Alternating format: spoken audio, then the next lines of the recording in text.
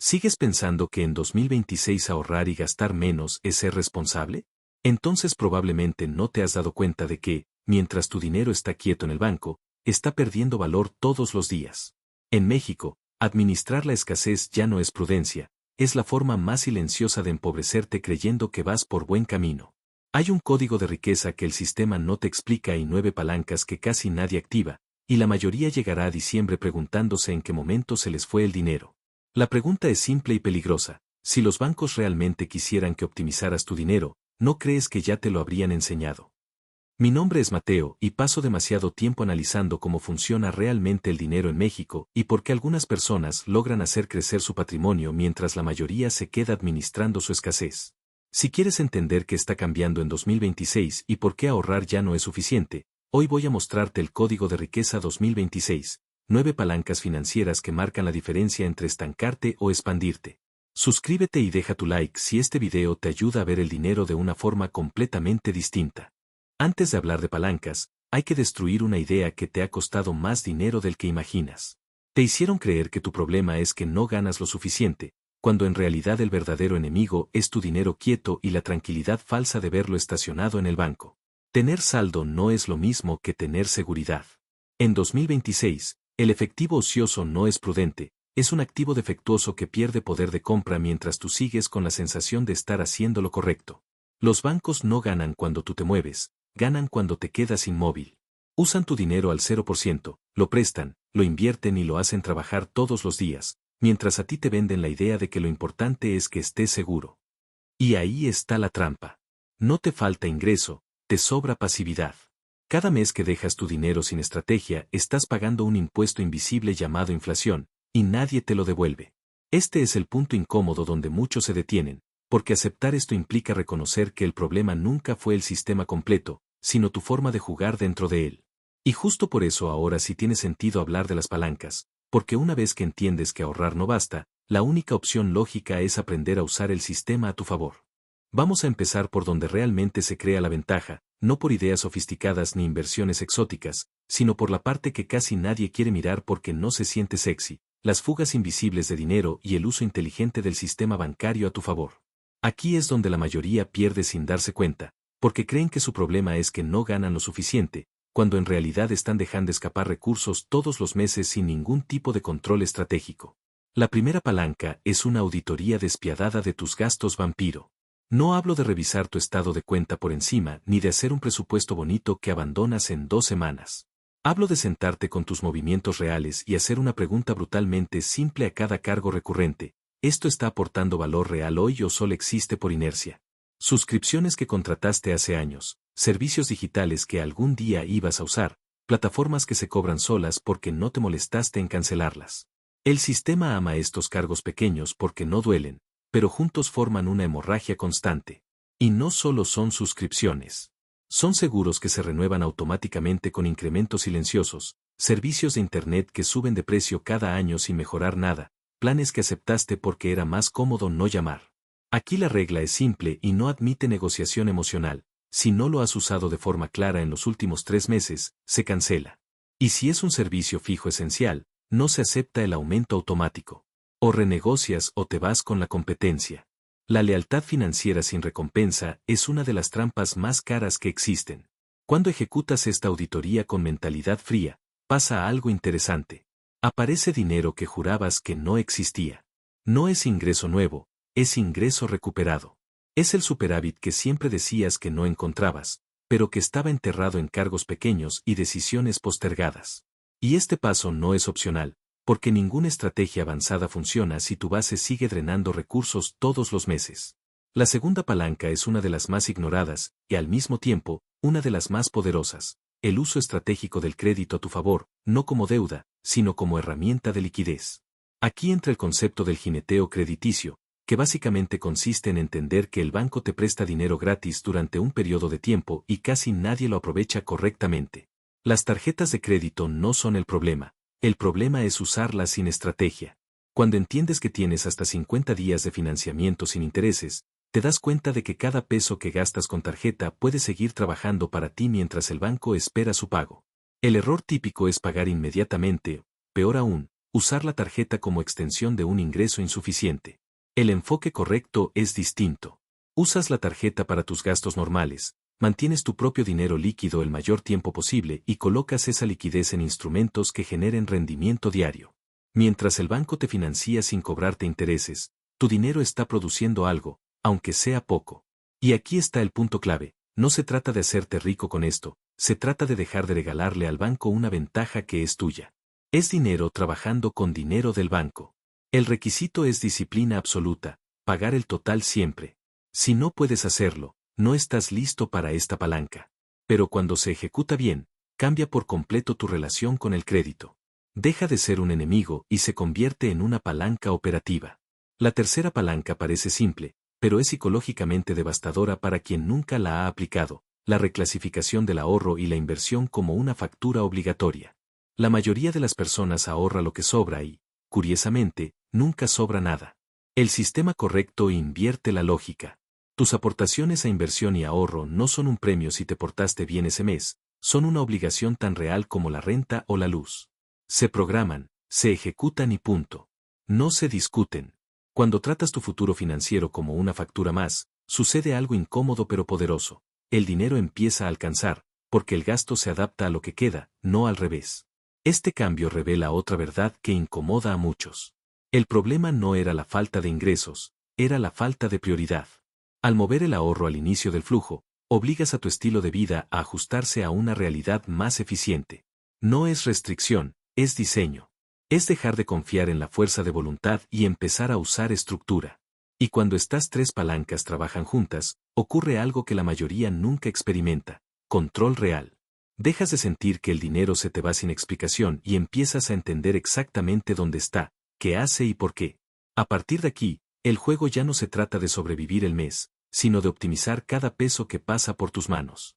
Y cuando esa base está limpia, sin fugas y con liquidez inteligente, el siguiente nivel deja de parecer complicado y empieza a sentirse lógico. Una vez que limpias las fugas, dominas la liquidez y dejas de regalarle ventaja al banco, aparece el siguiente problema real, donde debe vivir tu dinero para que no se pudra con el tiempo. Aquí es donde el juego se vuelve seriamente interesante en México, porque el entorno no es neutral. El sistema tiene ganadores y perdedores, y casi todos los perdedores comparten el mismo hábito: dejar el dinero estacionado donde no produce nada mientras la inflación hace su trabajo en silencio. La cuarta palanca es entender y ejecutar el arbitraje de tasas de interés en el contexto mexicano. Este concepto suena sofisticado, pero en la práctica es brutalmente simple.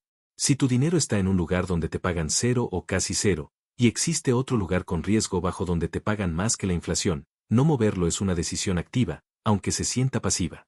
En México, millones de personas mantienen su fondo de emergencia completo en cuentas de débito que no generan nada, creyendo que eso es ser conservador.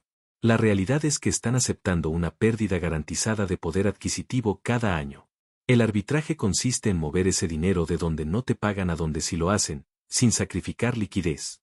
Instrumentos como la deuda gubernamental y la renta fija líquida existen precisamente para esto. No para hacerte rico de la noche a la mañana, sino para que tu dinero deje de perder valor mientras cumple su función de seguridad. El fondo de emergencia no tiene que estar dormido. Puede y debe generar renta diaria.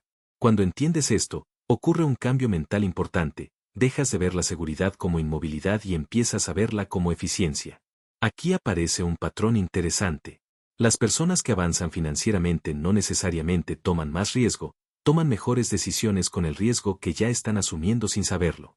Tener dinero al 0% en un entorno inflacionario no es ausencia de riesgo, es riesgo oculto. El arbitraje de tasas es simplemente hacer visible ese riesgo y corregirlo. Y cuando sumas este pequeño ajuste a lo largo de meses y años, el efecto acumulado deja de ser pequeño. La quinta palanca es una de las más ignoradas por razones emocionales más que técnicas: la cacería de dinero gratis a través del sistema fiscal. La mayoría de la gente ve los impuestos como algo que solo se paga o se evita, pero rara vez como algo que se optimiza estratégicamente. El resultado es que año tras año regalan dinero por desconocimiento o desorganización. El sistema fiscal mexicano tiene mecanismos claros para recuperar impuestos legalmente, pero solo funcionan para quien planea antes, no para quien improvisa en abril. Deducciones personales, aportaciones a planes personales de retiro, gastos médicos, colegiaturas, donativos y aportaciones complementarias existen para un propósito específico. No son regalos, son incentivos para cierto comportamiento financiero. Quien los ignora no es más ético, solo es menos eficiente. La diferencia entre alguien que optimiza su estrategia fiscal y alguien que no lo hace puede representar meses completos de ahorro adicional cada año. Y lo más absurdo es que este dinero no requiere ingresos extra ni inversiones riesgosas, solo estructura y previsión.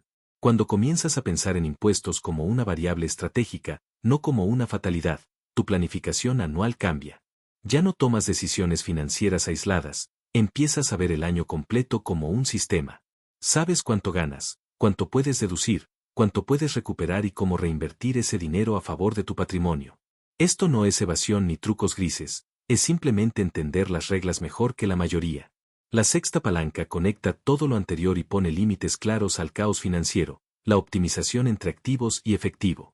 Aquí es donde muchas personas se sabotean creyendo que están siendo prudentes.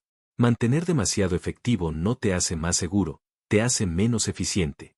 El dinero tiene un propósito, y cuando no cumple ninguno, se convierte en lastre. El efectivo debe tener una función clara, cubrir emergencias reales y permitir flexibilidad operativa. Todo lo que exceda a ese propósito necesita trabajar. El rango de 3 a 6 meses de gastos como fondo de emergencia no es arbitrario. Es un punto donde la seguridad y la eficiencia se encuentran. Menos de eso te deja vulnerable, más de eso empieza a costarte crecimiento. El error común es pensar que acumular efectivo es progreso, cuando en realidad es una pausa prolongada. El crecimiento patrimonial no ocurre por acumulación pasiva, ocurre por asignación inteligente. Cuando limitas conscientemente el efectivo ocioso y empujas el excedente hacia activos que generan rendimiento, tu dinero empieza a comportarse de otra manera. Ya no depende exclusivamente de tu tiempo ni de tu energía. Empieza a trabajar en segundo plano. No se trata de eliminar la seguridad, se trata de redefinirla. Seguridad no es ver un saldo grande sin propósito, es saber que cada peso está ubicado donde cumple una función específica. En este punto, algo cambia en la forma en que ves el sistema. Ya no lo sientes como un enemigo abstracto, sino como un entorno con reglas claras que puedes usar a tu favor. El dinero deja de ser algo que simplemente entra y sale, y empieza a convertirse en una herramienta que responde a decisiones conscientes. Y cuando entiendes esto, el siguiente paso deja de ser intimidante, porque ya no se trata solo de mover dinero, sino de entender tu propio comportamiento frente a él. Cuando ya dejaste de perder dinero por descuido, cuando tu liquidez está trabajando y tu capital dejó de estar inmóvil, aparece el punto donde casi todos vuelven a fallar, incluso los que ya invierten, no saber exactamente qué están haciendo con su dinero ni por qué toman las decisiones que toman. Aquí no hablamos de instrumentos ni de tasas, hablamos de comportamiento, de patrones repetidos y de cómo el pasado financiero explica casi con precisión matemática el futuro que estás construyendo sin darte cuenta.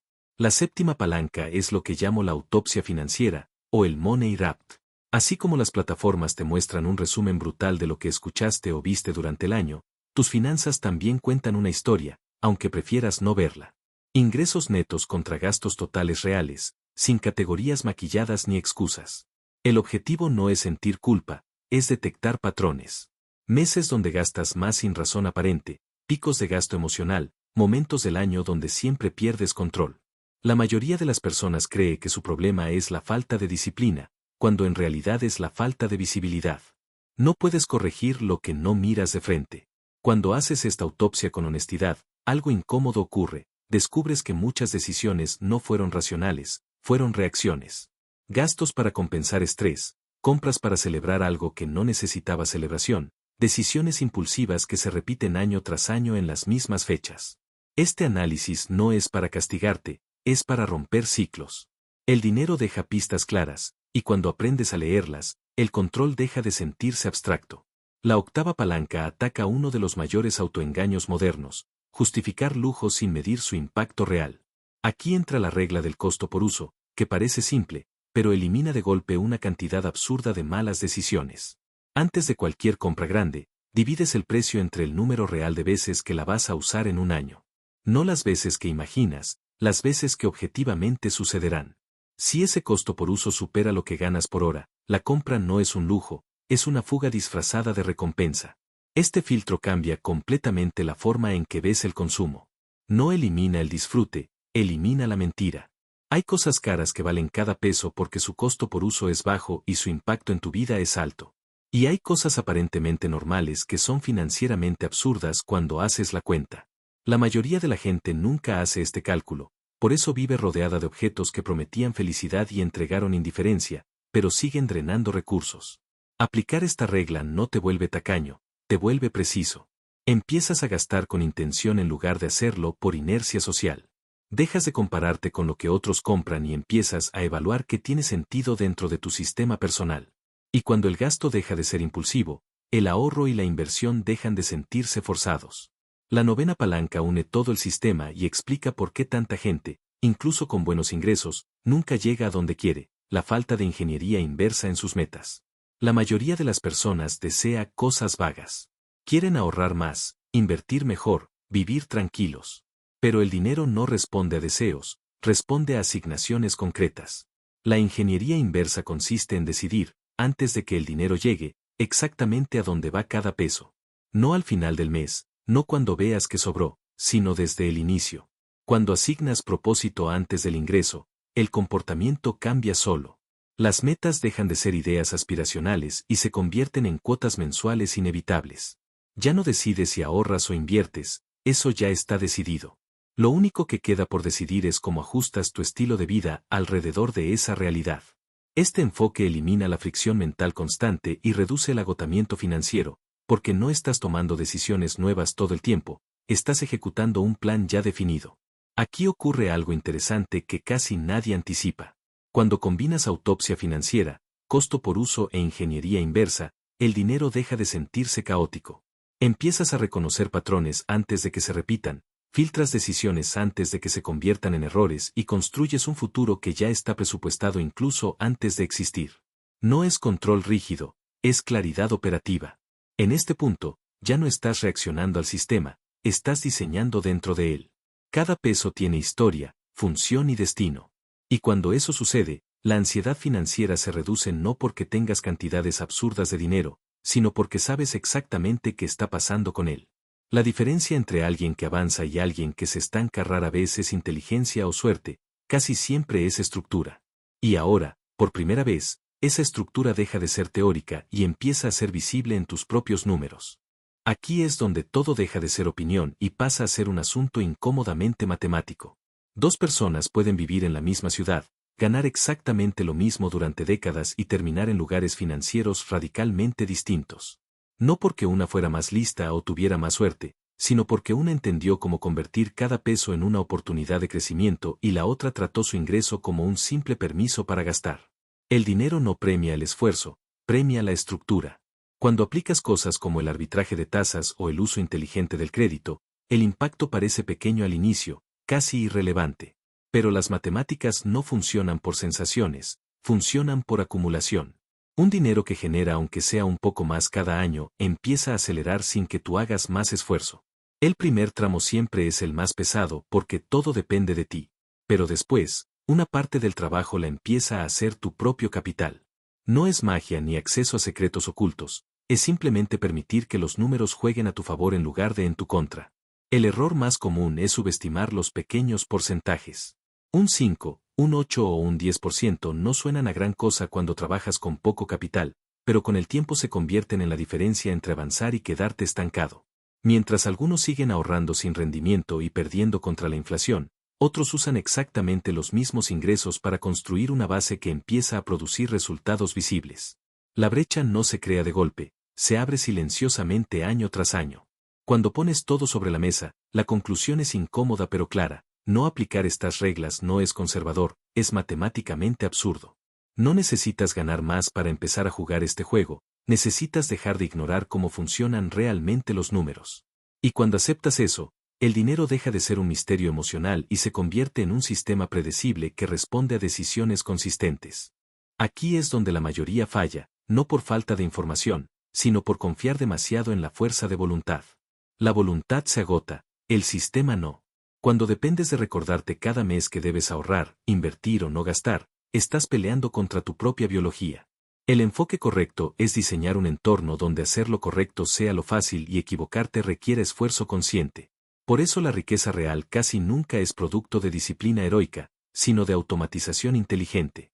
Cuando automatizas tus transferencias el mismo día que recibes tu ingreso, el dinero deja de pasar por el filtro emocional. No decides si ahorrar, simplemente sucede. Cuando desvinculas tus tarjetas de las apps donde sueles gastar impulsivamente y colocas tus apps de inversión en primer plano, tu entorno empieza a empujarte en la dirección correcta sin que lo notes. No es autocontrol, es diseño. Y el diseño siempre gana a la motivación a largo plazo. Este cambio también transforma tu relación con el estrés. Ya no estás tomando microdecisiones financieras todo el día. Tu energía mental deja de gastarse en dilemas pequeños y empieza a liberarse para decisiones grandes. El dinero deja de sentirse como algo frágil que puede romperse en cualquier momento y empieza a comportarse como un sistema estable que avanza incluso cuando tú estás ocupado viviendo tu vida. Ahí es cuando la acumulación deja de ser un esfuerzo constante y se vuelve inevitable. Así que aquí está la verdad incómoda. El dinero no cambia tu vida cuando llega de golpe, la cambia cuando aprendes a dirigirlo. No se trata de cuánto ganas, sino de en quién te conviertes mientras construyes esa base. Si este video te ayudó a ver el dinero con más claridad, suscríbete y deja tu like. Porque entender el sistema es el primer paso para dejar de jugar en desventaja.